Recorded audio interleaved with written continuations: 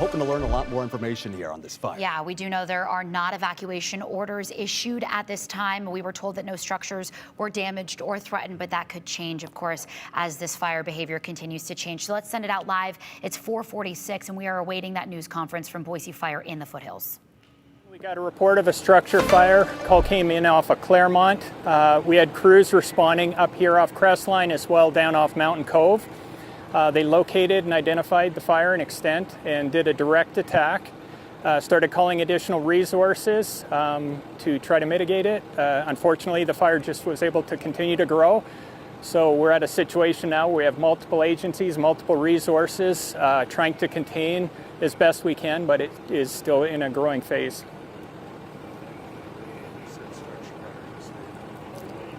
Grass fire, sorry. We have a grass fire, not a structure fire, sorry. Can you talk about some of the resources that you guys have had here? I've seen planes, trucks, people on the ground everywhere, so tell us. So we have multiple engines, Boise Fire engines on scene. We've got brush rigs from Boise and Eagle right now. We've got a dozer from Eagle. We've got aircraft that are from the Wildland Fire Service, and a lot of crews. We have a truck company. So a lot of crews are on foot up there, but we do have some brush rigs up there as well. Can you talk a little bit about where you're focusing the efforts versus this side of the fire versus the far side? So a lot of it's identifying the highest priority flanks, and obviously we're concerned about structures, homes, and people. So initially it was making sure we got people off the trails to make sure that no one's in harm's way, and BPD and the sheriff both assisted us in those efforts. Also, you know, just topography and where that fire is going to grow, where we're going to see it potentially move to.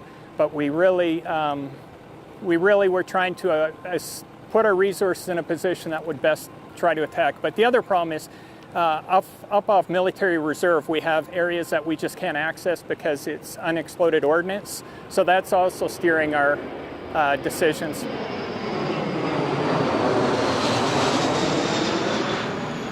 What just flew overhead and how unique that is to have those guys doing laps like this? Yeah, so our initial incident commander identified the need for aircraft right away, so they called the BLM.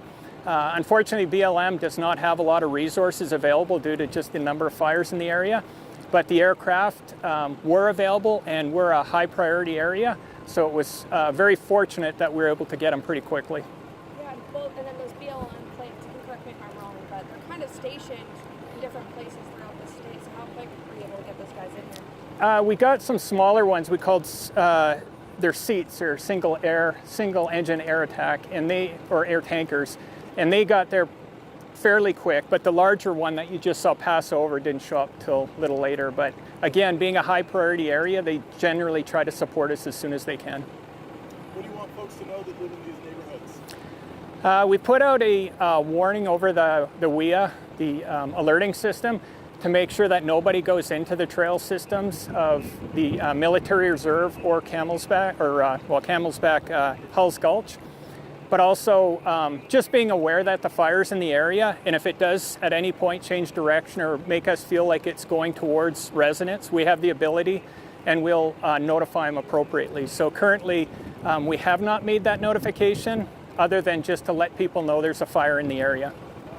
So you talked about the challenges on the Military Reserve with unexploited ordinances. What exactly is that? So years ago they used it as a training range, and it's just known that there could be ordnance in that area. So we as a department and BLM just know that there's certain areas we don't want to take vehicles in or even drop slurries. So we kind of draw a box around it and then work within those parameters.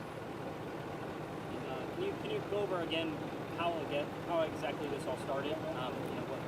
Do you guys have a reason for how it started again? We don't. When a call comes in, the biggest challenge for us is to determine where it is and how to access it, and especially the foothills. As you know, if you take the wrong road up, you could be a ridge away. So it's really hard for us to say what started at this point, but there will be an investigation.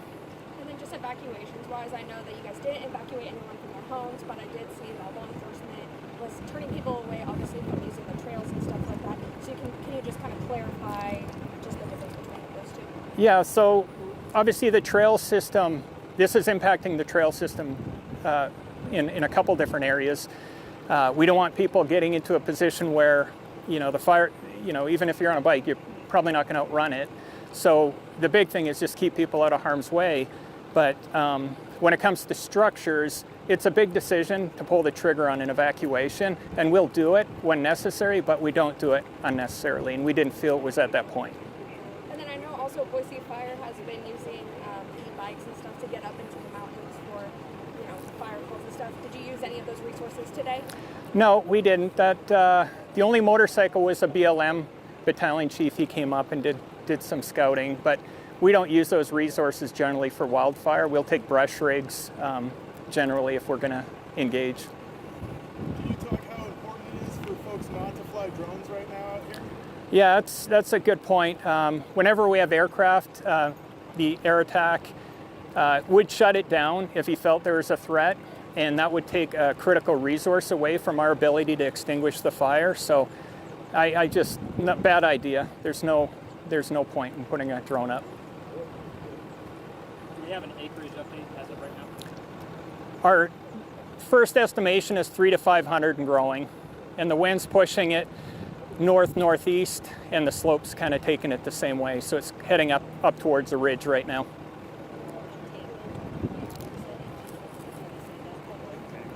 Oh, containment? Hard to say right now. We've got we've geographically broke up the fire, how we put resources in different areas, and they're working in different areas. So certain areas it's not as active, but overall I can't give you a number yet. And then have you guys had difficulty getting people to evacuate the area? We've kind of seen people trying to hike up to go see the fire and what's going on. Have you had difficulty with that sort of thing? I haven't had any reports. Like I said, BPD and Ada County Sheriff done a great job. Until I get reports from our crews that people are a problem, I haven't heard any. So as far as I'm concerned, it's being taken care of.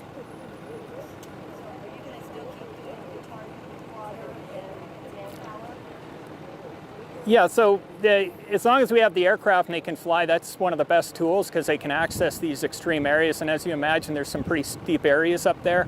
And with the heat and everything else, that's a big concern for our own personnel and our safety, right? So, yeah, as long as the aircraft can fly and they're available, we'll keep using them. Well, I guess what happens next? Well, it's just gonna, with a UXO, we can't engage.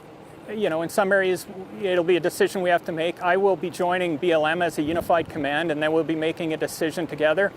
Our jurisdiction is the city of Boise. Theirs is outside that area, and North Ada County as well for us. But once it breaches and goes outside, obviously it's something that they have to be concerned with. So hopefully the weather will work for us, and hopefully we'll be able to get it contained and then extinguished. But we're going to be here a while. If the fire burns those ordinances, can it cause the fire to quicken in pace? Can that cause more issues?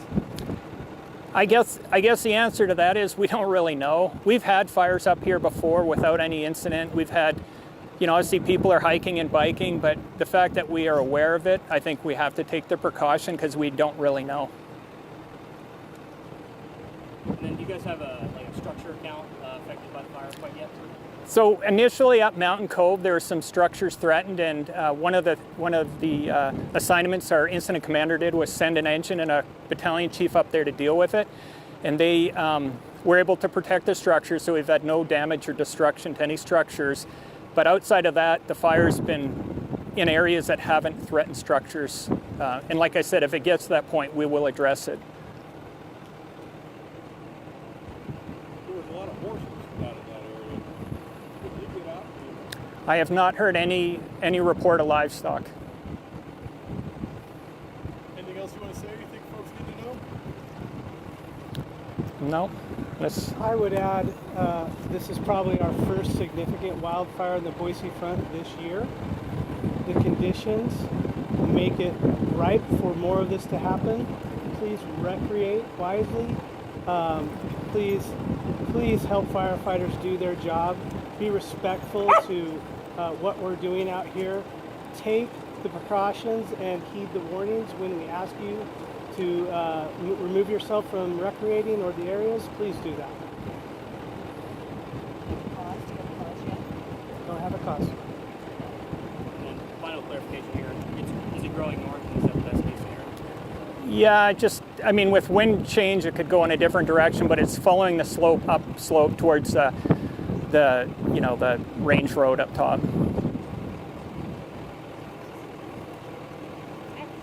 Thank you, everyone. Thank you.